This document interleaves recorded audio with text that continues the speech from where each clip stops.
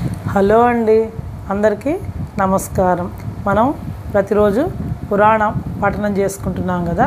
దాంట్లో భాగంగా ఈరోజు 12వ అధ్యాయాన్ని గురించి తెలుసుకుందాం. ఈ 12వ అధ్యాయంలో దేని గురించి చెప్పబడిందో దానికి సంబంధించినటువంటి విషయాలన్నింటినీ విపులంగా తెలుసుకుందాం. మరి కార్తీక పురాణం 12వ అధ్యాయము. ఈ 12వ అధ్యాయంలో సాలగ్రామ మహిమను గురించి విశేషంగా చెప్పబడిందండి. సాలగ్రామం అంటే విష్ణుమూర్తి యొక్క అంశ. విష్ణుమూర్తియే సాలగ్రామం. మనకి నేపాల్లో గండకీ నదిలో ఎక్కువగా ఈ సాలగ్రామ శిలలు దొరుకుతాయండి. అవన్నీ కూడా విష్ణుమూర్తి యొక్క స్వరూపాలే అన్నమాట. కాబట్టి 12వ రోజు కార్తీక శుద్ధ ద్వాదశి. ఈ రోజున మనం సాలగ్రామ మహిమను గురించి చెప్పుకుందాం. మహారాజా, కార్తీక మాసమున కార్తీక సోమవారమును కార్తీక ద్వాదశి వ్రతమును గురించి సాలగ్రామపు మహిమలను గురించి వివరించదను వినుమని వశిష్ఠ మహాముని ఈ విధంగా తెలియజేసి, మనం ప్రతి కథలో కూడా చెప్పుకుంటున్నాం కదా. జనక మహారాజు అడగడము, వశిష్ఠ మహాముని చెప్పడం అనమాట. ఆయన ఏం చెప్పాడంటే, ఇంతకుముందు కార్తీక సోమవార వ్రతాన్ని, అదేవిధంగా కార్తీక ద్వాదశి వ్రతాన్ని గురించి, ఇంకా సాలగ్రామం యొక్క గొప్పతనాన్ని గురించి చెప్తాను వినమని చెప్తున్నాడు అనమాట. కార్తీక సోమవారం నాడు ఉదయముననే లేచి కాలకృత్యములు తీర్చుకొని నదికి వెళ్ళి స్నానము చేసి ఆచమనము చేయవలెను. తర్వాత శక్తి కొలది బ్రాహ్మణునకు దానమిచ్చి ఆ రోజంతయు ఉపవాసం ఉండి సాయంకాలము శివాలయమునకు కానీ విష్ణాలయమునకు కానీ వెళ్ళి దేవుని పూజించి నక్షత్ర దర్శనము చేసుకొని పిమ్మట భుజించవలెను. మనం ఏదైనా కార్తీక మాసంలో ఉపవాసం ఉంటే ఈ విధంగానే కదా చేస్తాము. ఈ విధముగా చేసిన వారికి సకల సంపదలు కలుగుటయేగాక మోక్షము కూడా పొందుదురు. ఇంకా కార్తీక మాసంలో శని త్రయోదశి వచ్చిన ఎడల, అంటే త్రయోదశి శనివారం కనుక వస్తే దాన్ని శని త్రయోదశి అంటారు. శని త్రయోదశి వచ్చిన ఎడల ఆ వ్రతం ఆచరించవచ్చు. అంటే శని త్రయోదశి ప్రదోష వ్రతం. ప్రదోష కాలంలో త్రయోదశి ఉంటే ప్రతి నెలలో కూడా ప్రదోష వ్రతాన్ని ఆచరిస్తుంటారు. అదే శనివారం త్రయోదశితో కనుక వస్తే దాన్ని శని ప్రదోష వ్రతం అంటారనమాట. కాబట్టి ఆ కార్తీక మాసంలో శని త్రయోదశి వచ్చిన ఎడల ఆ వ్రతం ఆచరించినచో 100 రెట్లు ఫలితము కలుగును. కార్తీక శుద్ధ పౌర్ణమి రోజున కానీ, ఏకాదశి రోజున కానీ, ద్వాదశి రోజున కానీ పూర్ణోపవాసం ఉండి ఆ రాత్రి విష్ణాలయమునకు వెళ్ళి శ్రీహరిని మనసారా ధ్యానించి శ్రీహరి సన్నిధిని పురాణ కాలక్షేపము చేసి మరునాడు బ్రాహ్మణ సమారాధన చేసిన 1,000,000 యజ్ఞముల ఫలితము కలుగును. అంటే పౌర్ణమి రోజున కానీ, ఏకాదశి రోజున కానీ, ద్వాదశి రోజున కానీ, మనం ఎక్కువగా ఏకాదశి ఉపవాసం అంటే ఆ రోజంతా ఏం తినము కాబట్టి ద్వాదశి రోజున పారాయణ చేస్తాం. కాబట్టి ఆ ఏకాదశి రోజు మనం జాగరణ ఉండి విష్ణాలయానికి వెళ్ళి శ్రీహరిని మనసారా ధ్యానించుకొని ఆయన యొక్క సన్నిధిలో పురాణ కాలక్షేపం చేసి ఆ ద్వాదశి రోజున గనక బ్రాహ్మణ సమారాధన చేసినట్లయితే 1,000,000 యజ్ఞాల ఫలితం కలుగుతుందిట. ఈ విధముగా చేసిన వారలకు సూర్యగ్రహణ సమయమున గంగానదిలో స్నానము చేసి బ్రాహ్మణునకు భోజన దానము చేసిన ఎంత పుణ్యము కలుగునో దానికంటే అధికముగా ఫలము కలుగును. కార్తీక శుద్ధ ద్వాదశి నాడు శ్రీమన్నారాయణుడు శేషపానుపు నుండి లేచును కనుక కార్తీక శుద్ధ ఏకాదశి వ్రతము విష్ణువునకు ఇష్టము. ప్రతి ఏకాదశి శ్రీ మహావిష్ణువుకు ప్రీతికరమైంది. అందులో కార్తీక శుద్ధ ఏకాదశి వ్రతము ఇంకా ఆయనకి చాలా అపరిమితమైనటువంటి ఇష్టమైందనమాట. ఎందుకంటే ఆయన శేషపాన్ మీద నుండి మేల్కొంటాడు కాబట్టి. ఆ రోజున శ్రీమంతులు ఎవరైనా సరే ఆవు కొమ్ములకు బంగారు తొడుగులు తగిలించి, ఆవు కాళ్లకు వెండి డెక్కలు తగిలించి, దూడతో సహా బ్రాహ్మణునకు దానమిచ్చిన ఎడల ఆ ఆవు శరీరమందు ఎన్ని రోమములు కలవో అన్ని సంవత్సరములు ఇంద్రలోకములో స్వర్గ సుఖములందుదురు. చూడండి ఎంత గొప్పగా చెప్తున్నాడో. ఎవరైనా సరే శక్తి ఉండేటువంటి వాళ్ళు ఆ కార్తీక శుద్ధ ఏకాదశి రోజున ఎవరైనా సరే ఆవు కొమ్ములు ఉంటాయి కదా, దానికి బంగారు తొడుగులు చేయించి తగిలించి, ఆ ఆవు కాళ్ళకి వెండి డెక్కలు తగిలించి, దూడతో సహా ఎవరైనా సరే బ్రాహ్మణుని గనక గోదానం గనక చేసినట్లయితే ఆ ఆవు శరీరం ముందు ఎన్ని రోమములు ఉంటాయో అన్ని సంవత్సరాలు వాళ్ళు ఇంద్రలోకంలో స్వర్గ సుఖాలను అనుభవిస్తారట. కార్తీక మాసమందు వస్త్రదానము చేసినను గొప్ప ఫలము కలుగును. అంటే మనకి ఏది శక్తి ఉంటే అది చేయొచ్చు. మనం ఏది చేయగలిగితే అది కాకపోతే ఇన్నెందుకు చెప్పారంటే ఎవరెవరి శక్తి అందరూ ఒకే రకంగా చేయలేరు కదా. అందుకని మనం వస్త్రదానం చేయగలం కదా మనందరం కూడా. కాబట్టి ఎవరికి అవసరమో వాళ్ళకి దానం చేయాలి. కార్తీక మాసమందు వస్త్రదానము చేసినను గొప్ప ఫలము కలుగును. మరియు కార్తీక శుద్ధ పాడ్యమి రోజున, కార్తీక పౌర్ణమి రోజున కంచు పాత్రలో ఆవు నెయ్యి పోసి దీపం ఉంచిన వారు పూర్వజన్మమందు చేసిన సకల పాపములు హరించును. ఎవరైనా సరే కార్తీక శుద్ధ పాడ్యమి రోజున కానీ, కార్తీక శుద్ధ శుద్ధ పౌర్ణమి రోజున కానీ కంచు పాత్రలో కనుక ఆవు నెయ్యి పోసి దీపాన్ని కనుక పెట్టినట్లయితే వాళ్ళకి పూర్వజన్మలో చేసిన పాపాలు కూడా పోతాయిట. ద్వాదశి నాడు యజ్ఞోపవీతములు దక్షిణతో బ్రాహ్మణులకు దానం ఇచ్చిన వారు ఇహపర సుఖములను పొందగలరు. యజ్ఞోపవీతం అంటే జంధ్యం.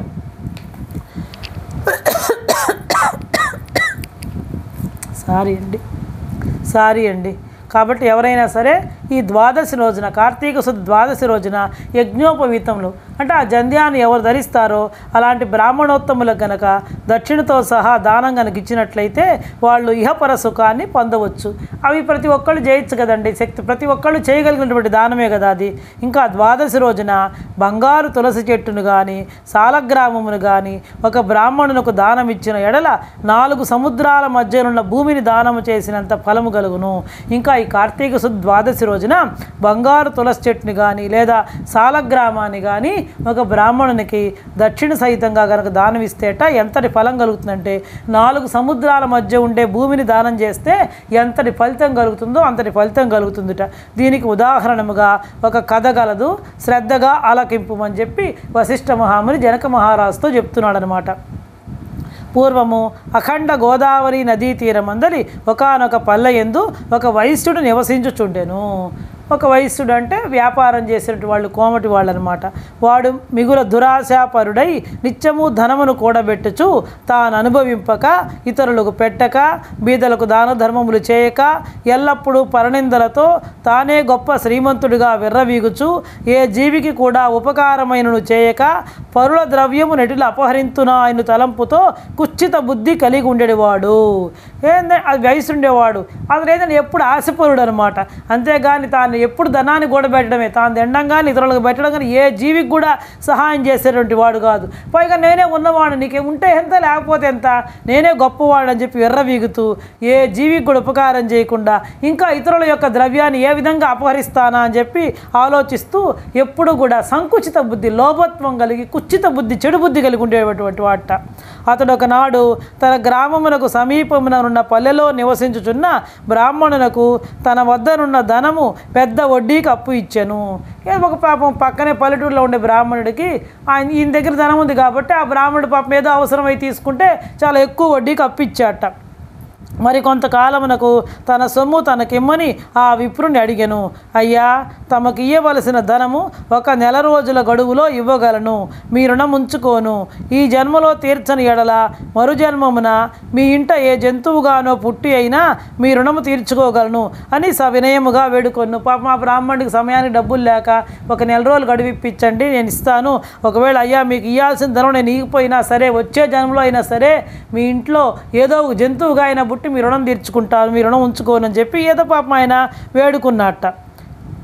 ఈ జన్మలో తీర్చిన మరు జన్మలో మీ ఇంట ఏ జంతువుగానో పుట్టి అయినా మీ రుణం తీర్చుకోగలనని సవినయంగా వేడుకొను. ఆ మాటలకు కోమటి మండిపడి, అట్లు వీలు లేదు, నా సొమ్ము నాకు ఇప్పుడే ఇయ్యవలెను, లేని ఎడల నీ కంఠమును నరికివేయుదును అని ఆవేశం కొలది వెనుక ముందు ఆలోచించక తన మొలనున్న కత్తితో ఆ బ్రాహ్మణుని యొక్క కుత్తుక కోసెను. అయ్యా నేను ఇవ్వలేండి, పాపం ఆయన ఎంత చెప్పినా వినకుండా, లేదు నా డబ్బులు నాకు ఇప్పుడే ఇవ్వాలా, ఇవ్వకపోతే ఇంకా ఆవేశం మాట లేదు, నేను ఇవ్వలేను అయ్యా గడువు ఇప్పుచున్నా, ఆయన అడగడం లేదు ఇచ్చేయాల్సిందే అని చెప్పి అహంకారం, డబ్బు ఉన్నటువంటి అహంకారంతో విర్రవీగి ఆవేశంతో వెనుక ముందు ఆలోచించకుండా ఆయన మొల్లో ఉండేటువంటి కత్తితో ఆ బ్రాహ్మణ్ణి కుత్తుగా అంటే కంఠాన్ని నరికేసేట, కుత్తుకు కోసేసేట. వెంటనే బ్రాహ్మణుడు గిలగిలా తన్నుకొని చనిపోయాను. పాపం ఎప్పుడైతే చనిపోయాడో అప్పుడు భయపడ్డాడు. ఆ కోమటి భయపడి అక్కడనే ఉన్నచో రాజభటులు వచ్చి పట్టుకొందరని జడిసి తన గ్రామమునకు పారిపోయెను. రాజభట్లు వచ్చి పట్టుకుంటారేమో జడిసి పారిపోయాడే కానీ భగవంతుడు లెక్కలోంచి తప్పించుకోలేడు కదండి, అంతే కదా. అతడు ఈ తప్పించుకోవడం అయితే చేయగలడు కానీ భగవంతుడి నుంచి తప్పించుకోలేడు కదా. బ్రాహ్మణ హత్య మహాపాపం కనుక అప్పటి నుండి ఆ వైశ్యునకు బ్రాహ్మణ హత్య పాపము ఆవహించి కుష్ఠవ్యాధి కలిగి నానా బాధలు పడుచు మరికొన్నాళ్లకు మరణించును. అంతే కదా, మనము ఈ లెక్కలు తప్పించుకుంటామేమో కానీ భగవంతుడి లెక్కలు తప్పించుకోలేం కదా. అందులో బ్రాహ్మణ హత్య మహాపాపం కాబట్టి అప్పటి నుంచి ఆయనకి ఆ పాపం సంప్రాప్తమయ్యి కుష్ఠవ్యాధి వచ్చి నానా బాధలు పడి తర్వాత కొద్ది రోజులకు మరణించాట. వెంటనే యమదూతలు వచ్చి అతనిని తీసుకొని పోయి రౌరవాది నరక రూపమున బడద్రోసిరి. ఆ వైశ్యునకు ఒక కుమారుడు కలడు. ఆయన చనిపోయినాడు. అతనికి ఒక కుమారుడు ఉన్నాడు అనమాట. అతని పేరు ధర్మవీరుడు. ఆ పేరునకు తగినట్లు తానే తండ్రి సంపాదించిన ధనమును దాన ధర్మాలు చేయుచు, పుణ్యకార్యములు ఆచరించుచు, నీడ కొరకై చెట్లు నాటించుచు, నూతులు చెరువులు త్రవ్వించుచు, సకల జనులను సంతోషపెట్టుచు మంచి కీర్తిని సంపాదించును. ఆ తండ్రి ఎంత లోభత్వం కలిగి ఉండేవాడో, ఈ కుమారుడు పేరుకు తగినట్లే ధర్మవీరుడు కదా, ఆ మంచి ధర్మ కార్యాలని కూడా ఆచరించేటువంటి వాడు అనమాట. దాన ధర్మాలు, పుణ్యకార్యాలు, నీడ కొరకు చెట్లను నాటించడం, నూతులు ద్రవించడం, ఇవన్నీ కూడా చేసేటువంటి వాడనమాట. ఇట్లుండగా కొంతకాలమునకు త్రిలోక సంచారియగు నారదుల వారు యమలోకము దర్శించి భూలోకానికి వచ్చి హరినామస్మరణ చేస్తూ త్రోవలో ధర్మవీరుని ఇంటికి వేయించేసిరి. ఇంకా నారద మహాముని త్రిలోక సంచారి కదా, యమలోకానికి పోయి అక్కడి నుంచి హరినామస్మరణ ఆయన ఎప్పుడు హరినామస్మరణే కదా చేసుకుంటాడు. ఈ భూలోకంలో ఉండే ధర్మవీరుని ఇంటికి వచ్చాట. ధర్మవీరుడు నారదుల వారికి సాష్టాంగ దండ ప్రణామములు ఆచరించి విష్ణుదేవునిగా భావించి, ఎందుకంటే నారదుడు సాక్షాత్ విష్ణు స్వరూపుడు, ఎప్పుడు హరినామస్మరణ భక్తుల గుండెల్లోనే కదా భగవంతుడు నివసిస్తాడు. కాబట్టి ఆయన్నే విష్ణుదేవుడిగా భావించి అర్ఘ్యపాద్యాది విధుల చేత సత్కరించి చేతులు జోడించి, మహానుభావ, నా పుణ్యం కొలది నేడు తమ దర్శనం లభించినది. నేను ధన్యుడను. నా జన్మ తరించింది. నా ఇల్లు పావనమైంది. శక్తి కొలది నే జేయు సత్కారములను స్వీకరించి తమరు వచ్చిన కార్యమును విశదీకరింపుడు అని సవినయుడై వేడుకున్నాను. అంతే కదా, గొప్ప వాళ్ళు వస్తే మనం కూడా అదే విధంగా చేస్తాం కదా. వాళ్ళకి అర్ఘ్యపాద్యాలు సంగి వాళ్ళ ఉచితాసనం మీద కూర్చొని పెట్టి, అయ్యో మీరు రావడం వల్ల మేము, మా ఇల్లు, మా వంశం అంతా కూడా పవిత్రమైపోయిందని చెప్పి, అలాగే ఈ ధర్మవీరుడు కూడా నారదుల వారిని చూసి సాక్షాత్ విష్ణు స్వరూపుడిగా భావించి ఆయనకు చేయాల్సినటువంటి గౌరవ మర్యాదలని కూడా చేసి మీరు వచ్చిన కారణం ఏంది అని చెప్పి అడిగాట. అంత నారదుడు చిరునవ్వు నవ్వి, ఓ ధర్మవీర, నేను నీకొక హితవు చెప్పదలచి వచ్చి తిని. అప్పుడు ఆయన నారదుడు ఏమన్నాడంటే, ఓ ధర్మవీర, నేను నీకు కొన్ని మంచి మాటలు చెప్పాలని చెప్పి వచ్చానయ్యా. శ్రీ మహావిష్ణువునకు కార్తీక మాసములో శుద్ధ ద్వాదశి మహాప్రీతికరమైన దినము. మనం ఇందాక నుంచి అదే కదా చెప్పుకుంటున్నాం. ఆ రోజున స్నాన దాన జపాదులు ఏవి చేసినను అత్యంత ఫలం కలుగును. 4 జాతులలో ఏ జాతి వారైనను, స్త్రీ అయినా, పురుషుడైనా, జారుడైనా, చోరుడైనా, పతివ్రత అయినా, వ్యభిచారుని అయినా కార్తీక శుద్ధ ద్వాదశి రోజున సూర్యుడు తులారాశి ఎందుండగా నిష్టగా ఉపవాసం ఉండి సాలగ్రామ దానములు చేసిన ఎడల వెనుకటి జన్మలందు ఈ జన్మమందు చేసిన పాపములు పోవును చెప్తున్నాడు. కార్తీక శుద్ధ ద్వాదశి శ్రీ మహావిష్ణువుకు చాలా ప్రీతికరమైంది. ఆ రోజున బ్రాహ్మణ, క్షత్రియ, వైశ్య, శూద్ర ఏ వర్ణం వాళ్ళైనా, స్త్రీ అయినా, పురుషుడైనా, చండాలుడైనా, పాపాలు చేసిన వాళ్ళైనా ఎవరైనా సరే ఈ ద్వాదశి రోజున తెల్లవారుజామునే లేచి సూర్యుడు తులారాశి ఎందుండగా నదీ స్నానం కుదిరితే నదీ స్నానం చేసి ఆ రోజంతా నిష్టగా ఉపవాసం ఉండి ఎవరైతే సాలగ్రామ దానాలు కనుక చేస్తారో వాళ్ళకి ఈ జన్మలోనే కాకుండా వెనకటి జన్మలో చేసిన పాపాలు కూడా నశిస్తాయి అని చెప్పాట. అంతేకాకుండా ఇంకా ఏం చెప్తున్నాడంటే, నారద మహర్షి, నీ తండ్రి యమలోకంలో మహానరకం అనుభవించుచున్నాడు. అతనిని ఉద్ధరించుటకై నీవు ఈ సాలగ్రామ దానము చేయక తప్పదు. అట్లు చేసి నీ తండ్రి రుణం తీర్చుకొనుము అని చెప్పాను. అప్పుడు నారద మహర్షి చెప్పాడు, అయ్యా నీ తండ్రి చాలా పాపాలు చేశాడు కాబట్టి నరకలోకంలో చాలా బాధలు పడుతున్నాడు. అయినా ఎంతటి పాపాత్ముడైనా నీకు తండ్రి కాబట్టి నువ్వు నీ తండ్రి రుణం తీర్చుకోవాలి. కాబట్టి నువ్వు ఆ సాలగ్రామ దానం చేసి నీ తండ్రిని ఉద్ధరించు, నీ తండ్రి రుణం తీర్చుకో అని చెప్పాట. అంతటి ధర్మవీరుడు నారదముని వర్య, నేను గోదానము, భూదానము, హిరణ్యదానము మొదలగు మహాదానములు చేసి ఉంటుని. అటువంటి దానములు చేయగా నా తండ్రికి మోక్షము కలుగనప్పుడు ఈ సాలగ్రామం అనే రాతిని దానం చేసినంత మాత్రమున ఆయన ఎట్లు ఉద్ధరింపబడునా అని సంశయం కలుగుచున్నది. ఆయన అడిగి, నేను ఎన్ని గోదానం, భూదానం, వస్త్రదానం, అన్నదానం అన్ని దానాలు చేశానయ్యా, అవన్నీ చేసినా కూడా నా తండ్రికి ఉద్ధరింపబడకపోతే నేనేమంటున్నాడు, సాలగ్రామాన్ని రాతిగా భావిస్తున్నాడు. మూర్ఖుడు అనమాట ధర్మవీరుడు. చూడండి, ఎన్ని దానాలు చేసినా జ్ఞానం ఉండాలి కదా, కాబట్టి ఆ జ్ఞానం లేదు. మూర్ఖుడు కాబట్టి సాలగ్రామం శ్రీ మహావిష్ణు స్వరూపంగా భావించకుండా ఒక రాతిగా భావించి ఈ రాతిని దానం చేస్తే నా తండ్రి ఉద్ధరింపబడతాడా నాకు సంశయం కలుగుతుంది, సందేహం కలుగుతుంది అని చెప్పి నారద మహర్షి తోటి అన్నట్ట. దీనివలన ఇంకా పైగా ఏమంటున్నాడంటే, ఈ రాతిని దానం చేసినంత మాత్రాన ఆకలి కొన్న వానికి ఆకలి తీరుతుందా, దాహం కొన్న వానికి దాహం తీరుతుందా కాక కాబట్టి ఎందులకు ఈ దానము చేయవలను, నేను ఈ సాలగ్రామ దానము చేయజాలనని నిష్కర్షగా పలికెను. పాప నారద మహర్షి ఎంత చెప్పినా కూడా ఈ మూర్ఖుడైనటువంటి అజ్ఞానంలో ఉన్నటువంటి ధర్మవీరుడు నేను అన్ని దానాలు చేశాను, వాటి వల్ల నా తండ్రి ఉద్ధరింపబడకపోతే ఈ రాతిని దానం చేసినంత మాత్రం ఎలా ఉద్ధరింపబడతాడు, కాబట్టి నేను ఈ సాలగ్రామ దానాన్ని చెయ్యను అని చెప్పేసి ఖండితంగా చెప్పాట. అంతే కదా, మూర్ఖుడు అజ్ఞానంలో ఉండేవాళ్ళు ఏం చెప్పినా వినరనమాట. సాలగ్రామ శ్రీ మహావిష్ణు స్వరూపం అయ్యా కాబట్టి ఆయన దానం చేయమంటే కాదు, అది రాతిగా భావించేటువంటి మూర్ఖుడికి మనం ఏం చెప్తాం? ధర్మవీరుని అవివేకమునకు విచారించి వైశ్యుడా, సాలగ్రామమును శిలామాత్రముగా ఆలోచించితివి, అది శిల కాదు, సాక్షాత్ శ్రీ మహావిష్ణు స్వరూపము, శ్రీహరి యొక్క స్వరూపము రూపము. అన్ని దానముల కంటే సాలగ్రామ దానము చేసినచో కలుగు ఫలమే గొప్పది. కాబట్టి నీ తండ్రిని నరక బాధ నుండి విముక్తిని గావింపనెంచితివేని ఈ దానము తప్ప మరొక మార్గము లేదు అని చెప్పి నారదుడు వెడలిపోయిను. అయ్యో మూర్ఖుడా, నువ్వు సాలగ్రామాన్ని శిలారూపంగా మాత్రమే ఆలోచించావు, శిల కాదు శ్రీహరి యొక్క రూపం. కాబట్టి అన్ని దానాల కంటే సాలగ్రామ దానం చేసినందువల్ల వచ్చే ఫలమే గొప్పది. కాబట్టి నువ్వు నీ తండ్రిని నరక బాధల నుండి విముక్తి చేయాలి అనుకుంటే ఈ సాలగ్రామ దానం చెయ్యి, ఇది తప్ప వేరే మార్గం లేదు అని చెప్పి ఇంకా నీ కర్మ అని చెప్పేసి నారదుడు తన దారిని తాను వెడలిపోయాడనమాట. ధర్మవీరుడు ధనబలము గలవాడై ఉండియు దాన సామర్థ్యము కలిగి ఉండియు కూడా సాలగ్రామ దానము చేయలేదు. అంటే అజ్ఞానంలో ఉండి మూర్ఖుడై ఉండి సాలగ్రామ దానం చేయలేదనమాట. కొంతకాలానికి ఈ ధర్మవీరుడు కూడా చనిపోయాను. నారదుడు చెప్పిన హితబోధన పెడచెవిని పెట్టుడిచే తన మరణానంతరము 7 జన్మల యందు పులి అయి పుట్టి, మరి 3 జన్మల యందు వానరం అంటే కోతయి పుట్టి, 5 జన్మలు ఎద్దుగా పుట్టి, 10 జన్మలు మానవ స్త్రీగా పుట్టి, చూడండి 10 జన్మలు పందిగా జన్మించి ఉండెను. అట్లు జరిగిన తరువాత 11వ జన్మలో ఒక పేద బ్రాహ్మణుని ఇంట స్త్రీగా పుట్టగా ఆమెకు యవ్వన కాలం రాగానే ఆ పేద బ్రాహ్మణుడు ఒక విద్వాంసునికిచ్చి పెండ్లి చేసను. ఈ ధర్మవీరుడే అనేక జన్మలు ఎత్తి తర్వాత 11వ జన్మలో ఒక పేద బ్రాహ్మణుని ఇంట ఒక స్త్రీగా పుట్టాట. ఆమెకు యవ్వన కాలం రాగానే మా పేద బ్రాహ్మణుడు ఒక మంచి విద్వాంసుడికిచ్చి పెండ్లి చేశాడు.